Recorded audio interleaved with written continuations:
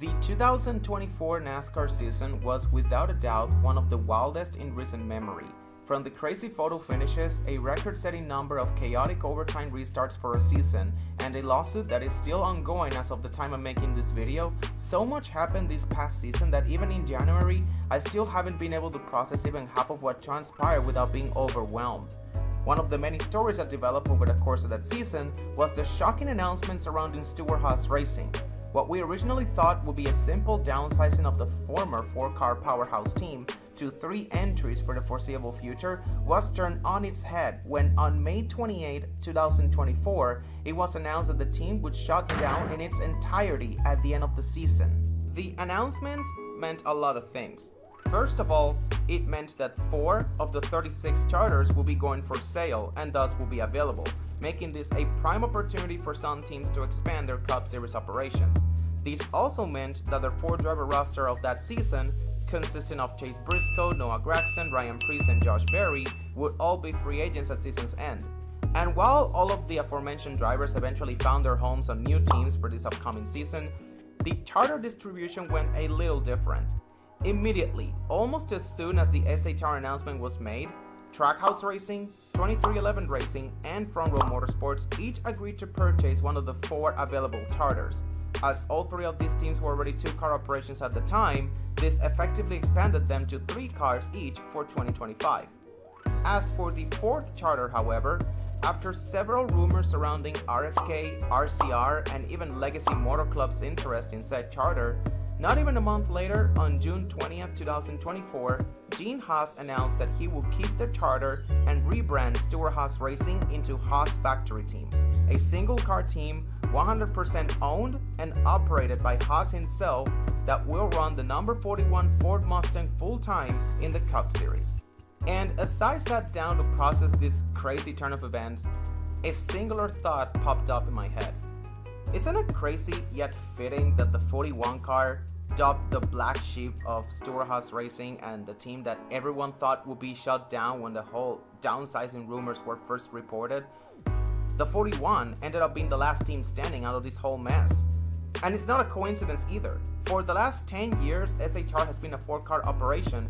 Tony Stewart was always listed as the owner of the 4, the 10, and 14 cars. Gene Haas, on the other hand, only had the 41. And considering that Stewart himself was the guy who made SHR relevant all the way back in 2009 when he decided to buy into their operation, just saying, maybe that explains why the 41 always felt as the odd man out of the race shop. It's because Stewart had no influence over that team. That team was all Gene Haas from start to finish. Which brings us to the topic of this video. Today, we're going to go over the history of the 4th wheel at SHR, the team everyone thought would be shut down on a potential downsize, but ended up being the last remnant of what used to be Stewart-Haas Racing.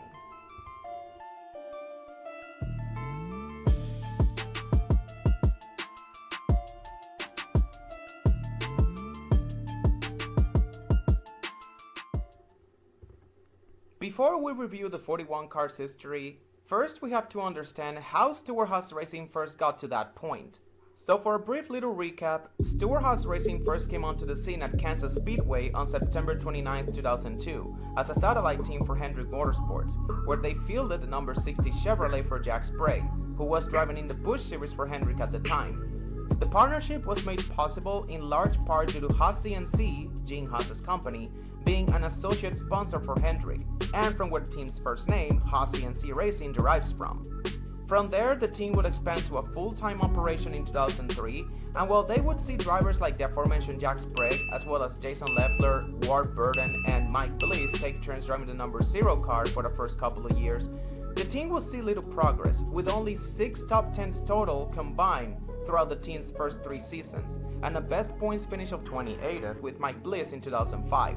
In 2006, Jeff Green will come on board, and with sponsor Best Buy taking on a larger role, the team switched numbers to 66. Not that it helped the performance of the team much, as Green only scored 2 top 10s, but at least he managed to repeat the team's performance from 2005 with a 28th place points finish for the 2nd consecutive year. So it's something, I guess. Speaking of things that are worth mentioning, Haas CNC also had a Busch Series operation during that time. The team went full-time in 2004 with Jason Leffler, and they had way more success down there than in the Cup Series. Kinda like today. So I guess some things never change. That was at least until Leffler got signed by Joe Gibbs Racing to drive for them in the Cup Series. Justin Labonte, the son of two-time Cup Series champion Terry Labonte, took over from there, and it was not pretty. He was quickly replaced by Johnny Sauter at the end of the 2005 season, and all things considered, I'll say he did pretty well. Okay, yeah, he only scored 2 top 5s and 9 top 10s, but considering he was going up against full-time Cup drivers on a weekly basis, the fact that he managed an 8th place points finish in 2006 was impressive enough. And apparently, Gene Haas was impressed as well. As for the 2007 season, he moved the entire Busch Series team up to the Cup Series as a second full-time entry to the 66, effectively making Haas CNC Racing a multi-car operation for the first time in the organization's history. Did this help the team's performance in any way, shape, or form? Nope. The team had its high points, sure. Johnny Sauter scored a 5th place finish at the fall Richmond race, and Jeff Green also had 3 top 10s, but overall the team was unable to improve from their 28th place points finish from the season prior. So for 2008, both Green and Sauter were let go, replaced by a combination of Jeremy Mayfield, Scott Riggs, and Tony Raines, which didn't help the team much either.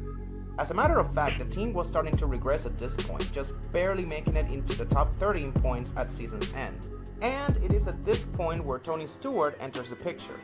Unhappy with his current situation over at Joe Gibbs Racing, him not agreeing with then switching over to Toyota, and Stewart being a Chevy loyalist, as well as him wanting to drive for his own team, he buys a 50% stake on Haas CNC Racing and brings fellow Hoosier Ryan Newman along as his teammate. With both Stewart and Newman on board, the now rebranded Stewart-Haas Racing completely turned things around in 2009, with both cars making the chase and Stewart winning 4 races as well as the exhibition All-Star race. From there, the Stewart and Newman pairing would stay together up until 2013, with both drivers combining for 19 wins during that span and a championship in 2011 by Stewart, in which he beat out Carl Edwards in an epic showdown that ended with both drivers tied in points, with the tiebreaker going in Stewart's favor as he had more wins. The events that happened in 2013, however, eventually culminated in Stewart-Haas Racing becoming a 4-car operation.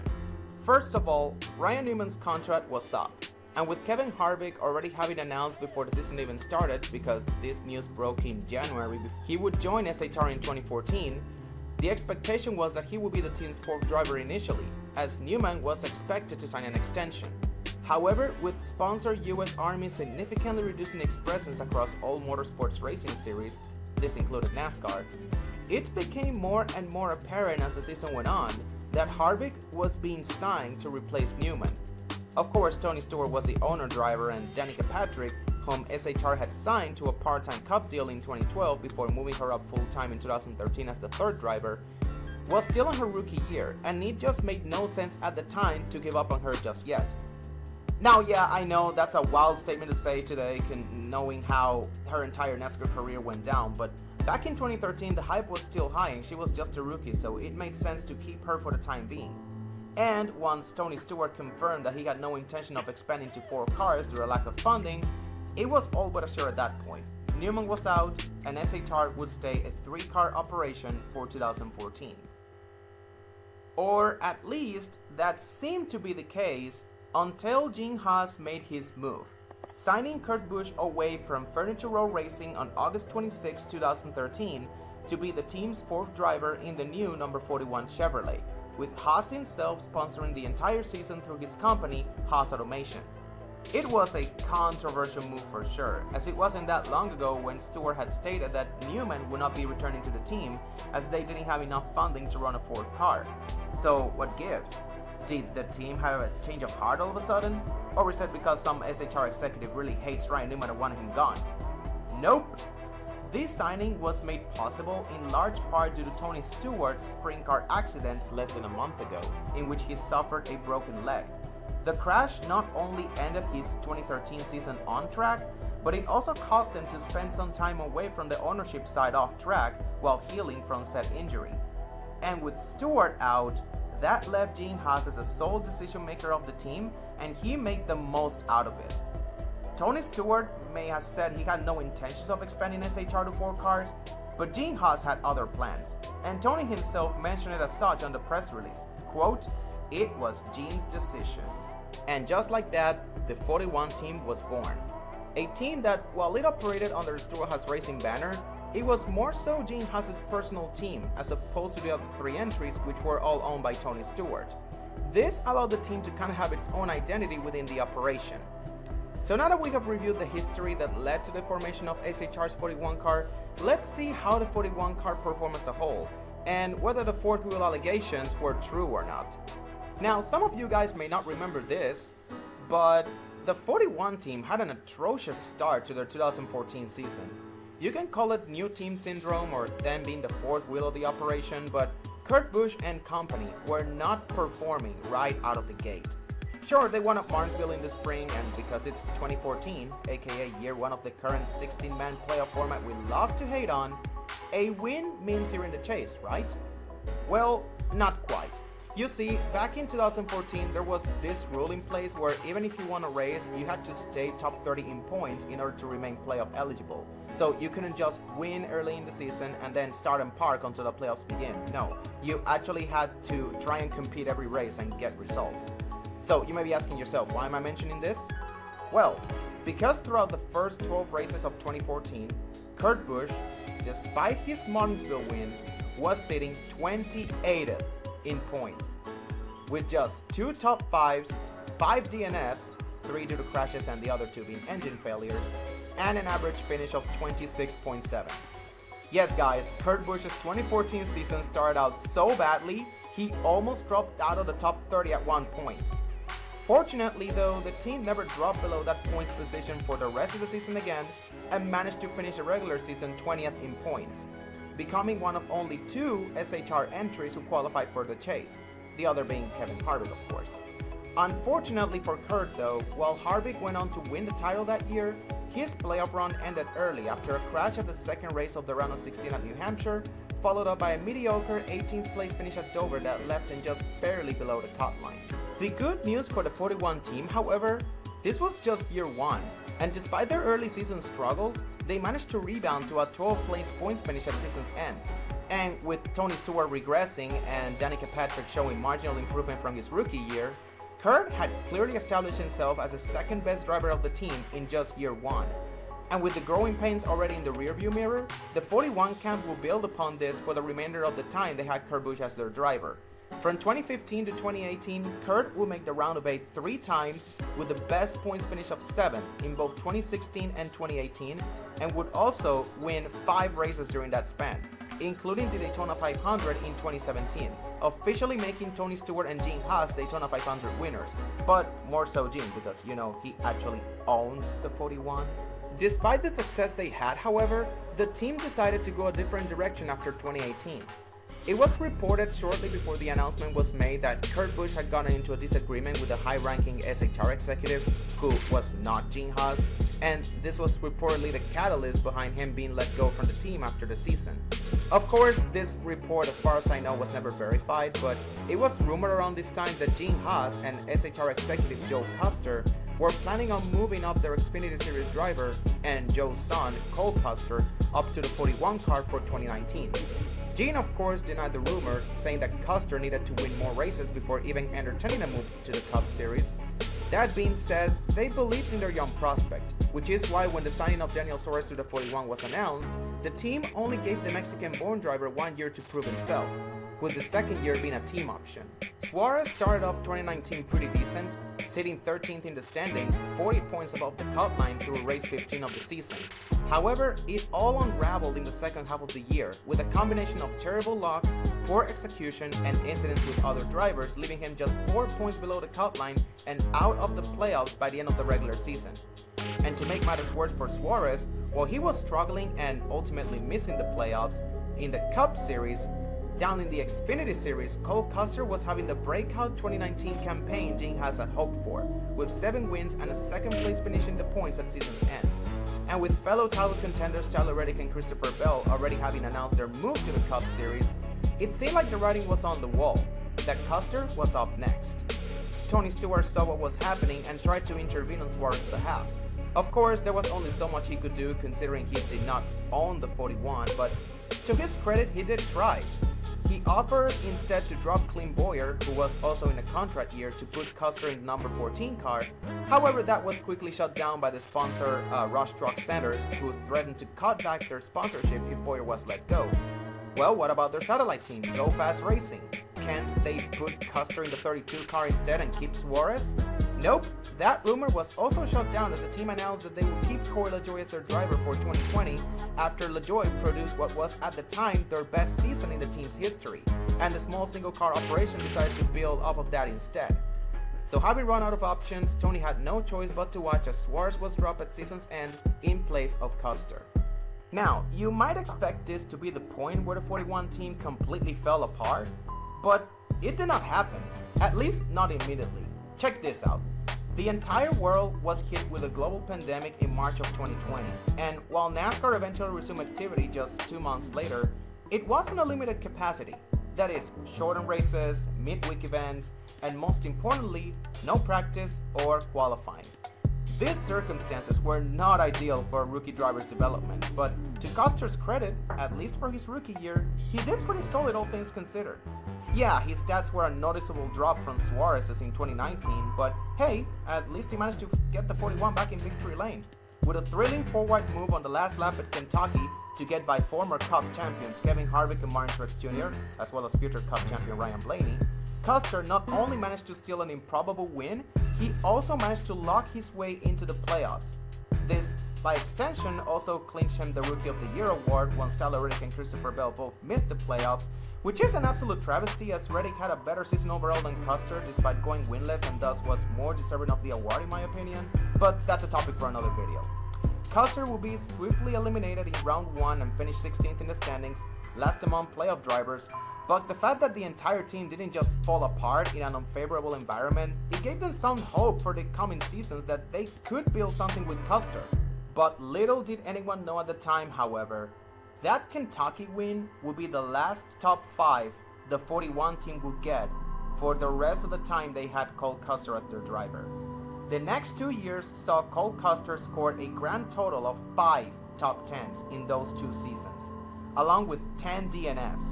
Yeah, he scored twice as many DNFs as top 10s. And despite 2022 marking the return of practice and qualifying, as well as introducing the Gen 7, a car that largely equalized the field, Custer was only able to muster a 25th place finish in the points. The only notable highlight during that time being winning the pole at the Bristol Dirt Race in the spring of 2022, which was also his first career pole. Meanwhile, his teammates had made the playoffs a combined 4 times, including a round of 8 appearance by Chase Briscoe in 2022, and finished no worse than 20-13 in points during those 2 seasons.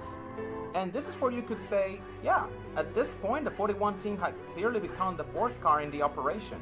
And with Gene Haas having struck out on his time with Cole Custer, Tony Stewart took advantage, signing Ryan Preece onto the 41 and sending Custer back to the Xfinity Series.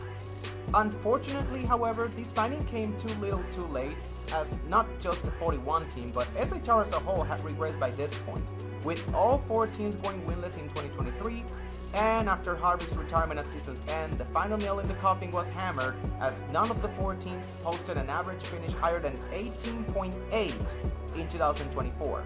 Of course, the 41 team was still the 4th wheel during that time, only managing a grand total of 2 top 5s, 7 top 10s, and 10 DNFs during those 2 years combined. But hey, to give credit to Ryan Preece, those numbers were better than the ones Custer put up in the 2 seasons before, and they also weren't the lowest ranked SHR team at season's end for either of those seasons, so good job, I guess.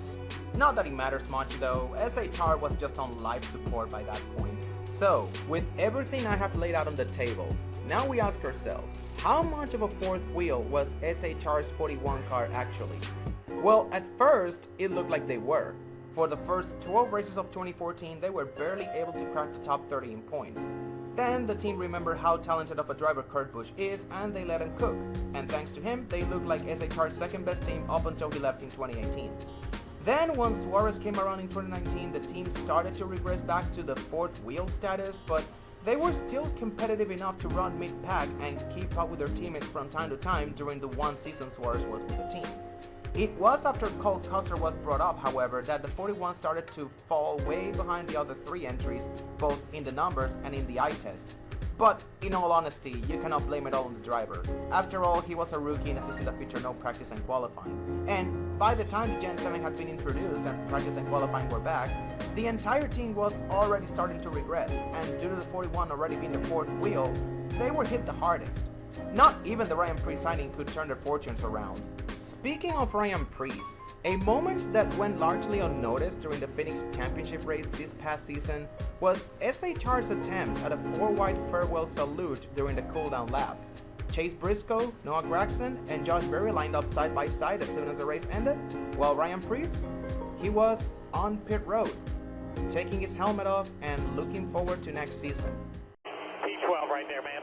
I tried my fucking ass off. Yeah, a lot of fun here. 14 is waiting on us here about the start-finish line. On up to the 14. Come on up to the 14. He's waiting on us. I ain't sure where the 41 is. 41's on pit road. See my surprise look? Yeah, for sure. And don't think this was a one-time thing either. Earlier in the season, I believe it was during the spring Kansas race, it was reported that SHR had a team meeting. Briscoe, Berry, and Gragson were present. Ryan Preece, driver of the 41, he didn't show up. And when he was asked about it in an interview, he was caught off guard when they held a meeting up without him. But at the same time, he stated, quote, "I'm not that surprised." That statement pretty much confirmed a lot of things to me. It showed me how much control and pull Tony Stewart had over the entire operation compared to Gene Haas. Again, you gotta remember, Tony owned the 4, 10, and 14 cars, Gene only had the 41, and honestly, why wouldn't he? As I stated earlier, SHR was struggling to even crack the top 30 in points before Tony Stewart bought into the organization in 2009 and eventually turned them into a powerhouse. Gene Haas owes a large part of his success to Tony Stewart, yes, but does that give Tony the right to take over a team that was originally formed by Gene and operated by Gene himself? Just some food for thought. Look man, I guess we'll never know what happened behind the scenes unless someone speaks up, but notice how Tony's lack of involvement in the team has coincided with their overall regression starting in 2021. And you combine this with the fact that Gene has stayed relatively active within the team, and this has led to many people coming to the conclusion that maybe Tony Stewart was a better team owner than Gene Haas, given the fact that the 3 entries that he controls at SHR are all better than Gene's 41. Maybe this is why Gene Haas decided to keep the 4th charter. Maybe this is why the 41 car became the last remnant of what once used to be a powerhouse team. Maybe, just maybe, he wants to prove something to the world, to the fans, to the media, to Tony Stewart, maybe even prove something to himself. Prove that he can run a NASCAR team by himself and make it work. And with Haas Factory team, a team free of any Tony Stewart involvement, he looks to accomplish just that, with now Xfinity Series champion Cole Custer behind the wheel.